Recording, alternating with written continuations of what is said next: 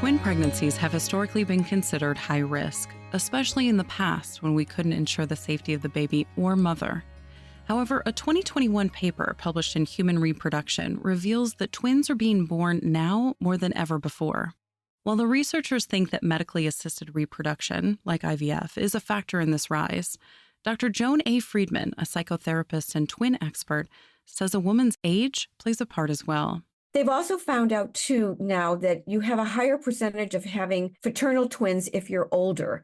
And it's because as women get older, they tend to over-ovulate and they can drop 2 eggs during a cycle as opposed to 1. And so that's a part of being older. And that's why a lot of older women find themselves, when they only wanted 1 child, having 2. CDC data suggests that women are getting pregnant later in life, with 20% in the U.S. having their first child after age 35. Friedman herself is an identical twin. I was born many years ago and there were no twins. So it was before IVF and everything. So twins were always very special, quite a spectacle, and my parents certainly didn't know what to do with us. And the reason I have my A in my name is because my parents couldn't give us a middle name. They were so overwhelmed. So I'm born first. So I'm Joan A and my sister's Jane B. So people go, why do you always want your A in there? It's because it's part of who I am. It's very important. Friedman says her parents were swept up in the common perception of twins, which is that they are essentially the same person split into 2 bodies. My mom dressed us alike until we were 10, which is when I think about it or say it, it's mind-boggling to me. It only stopped because either, I don't know if it was me or my sister finally said, enough already. Along with the identical styles, Friedman's parents decided their daughters would share a bedroom and bathroom. Even though there was more than enough space for separate rooms, they thought the twins wouldn't want to be split up. It was like we were a couple. And it could have been so simple to say, okay, you sleep here, you can sleep downstairs. But that was never in anyone's consciousness that you actually might have wanted some privacy or some individuality or maybe your own room or maybe your own choice about how you wanted to do things. It just wasn't in anyone's mind to do that because twins were twins and twins were special and twins needed to be together. And so Friedman and her sister grew up exactly alike. Same classes, same activities, same friends. There was never any encouragement to be her own person. Eventually, even their names became one. My father couldn't figure out, he would call us Joan because he couldn't figure out who was who. My grandparents couldn't figure out who was who. And it sounds funny, but when you're so old and people can't figure out your name or who you are, it's such a narcissistic blow. So when Friedman found out she was pregnant with twins at age 40, she vowed to be the parent she needed growing up. She knew it would be different than raising her 3 previous children and spent the pregnancy thinking of the best strategy to parent twins as 2 individuals. I got all caught up in my things and my thinking and my philosophy and my ideas, which were really back then very controversial. Because when I started to say what twins really need is one-on-one time with each parent, it's like, no, we don't want to do that. It's not fair. We can't separate them. They're going to miss each other. And it felt like King Solomon, I'm making you split this baby in half, and that's what you have to do. So it was a lot of sort of teaching people the idea about the importance of the attachment, that the parent-child attachment was much more important than the twin-to-twin attachment. Friedman made sure to carve out dedicated one-on-one time with each of her sons, then took it a step further. She wanted them to feel comfortable and strong on their own without a partner to always fall back on. In order to achieve this goal, she rejected the stereotypical idea of twins being connected in every aspect of life. We sent them to different activities. I took them to different toddler groups and never told anyone that they were twins because I couldn't stand it because I'd spent my whole life, oh, you're a twin, you're a twin. It's like, enough. So then we sent to separate day camps. They went to separate overnight camps. They went to separate community service countries. All so her boys could realize that they were resilient enough to stand on their own. That's not to say that they enjoyed it. Friedman says it was difficult for them, especially with one being more introverted than the other. But she believes it was the best way to prepare them for a future going to separate colleges and living apart from one another. This personal case study started Friedman down a path of counseling other twins through their unique issues.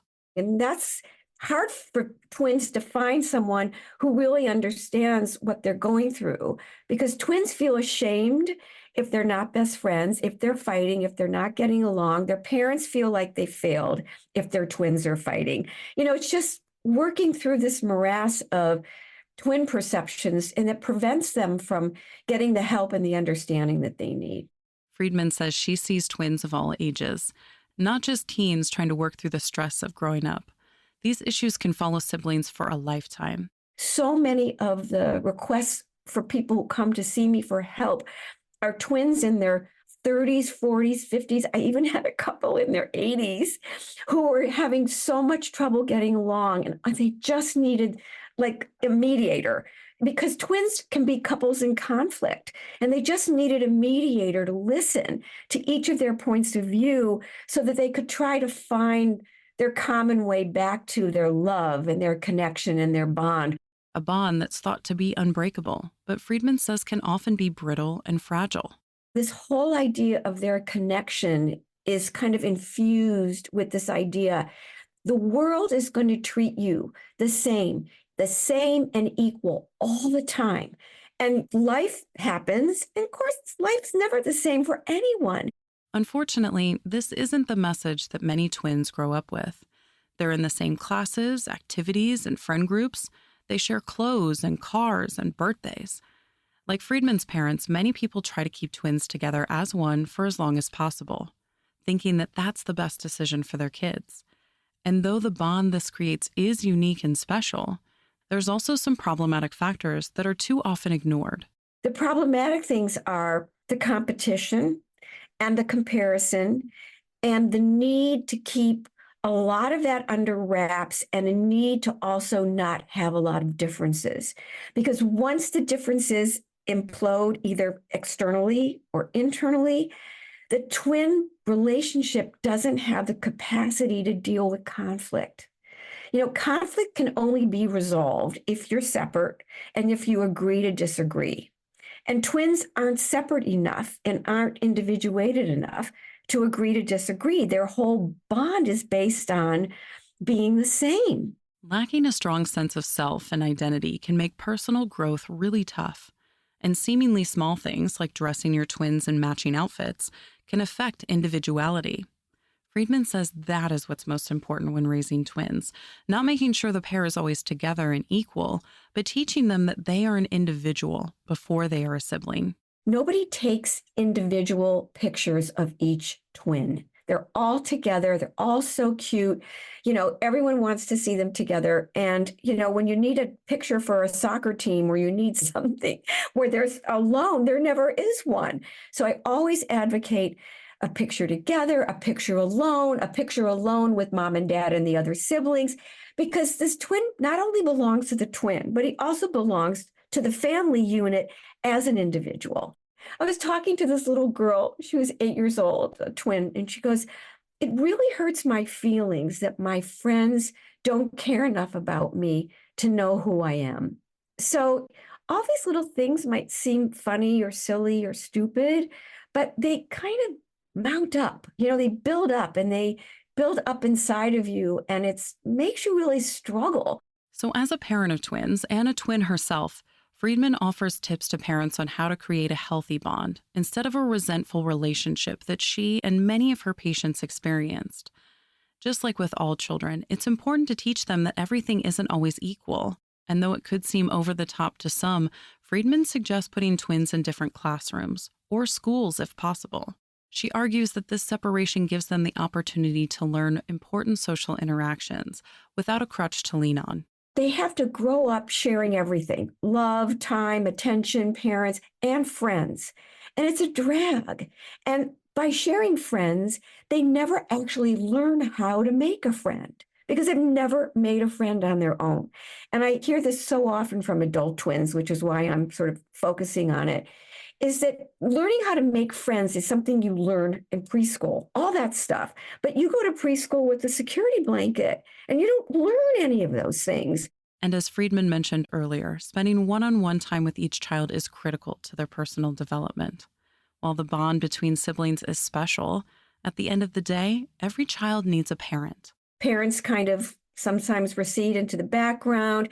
They don't understand that twins need actually a lot of one-on-one time, that they need help separating from each other. They need experiences where they can be apart from one another. They need to have an understanding that they can be on their own without their twin and they can be okay. I mean, there's so many things parents don't understandably think about because they're kind of guided by these perceptions about what twins should be rather than what they need. You can find more information about Dr. Joan A. Friedman and all of our guests on our website, radiohealthjournal.org.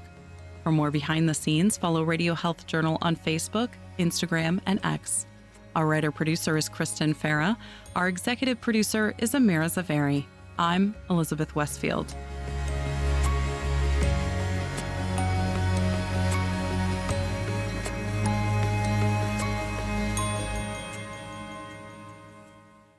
Coming up next week on Radio Health Journal.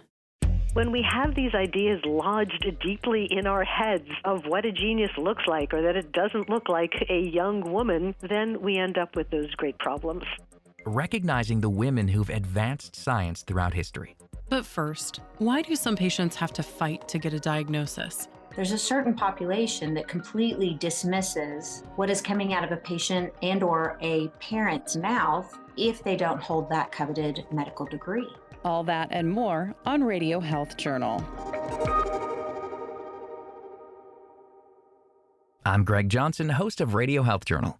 If you enjoy listening to Radio Health Journal, you'll also like our sister show, Viewpoints, which covers a wide array of topics from education to history to the environment. Here's a preview of what they're covering this week on Viewpoints. We know the research shows that there's increased loneliness across basically all age levels. A child or a teen may have straight A's, but that doesn't mean they're set for success.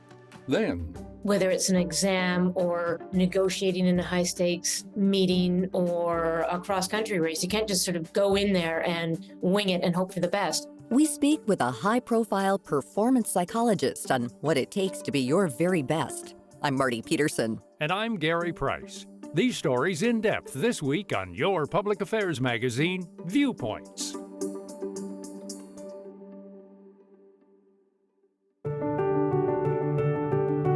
Thank you for joining us this week and every week as we break down the science stories you need to know. You can find all of our past segments and guests on our website, radiohealthjournal.org, or wherever you listen to podcasts. Follow us on Instagram, Facebook, and X for daily content, and tune in next week for another edition of Radio Health Journal.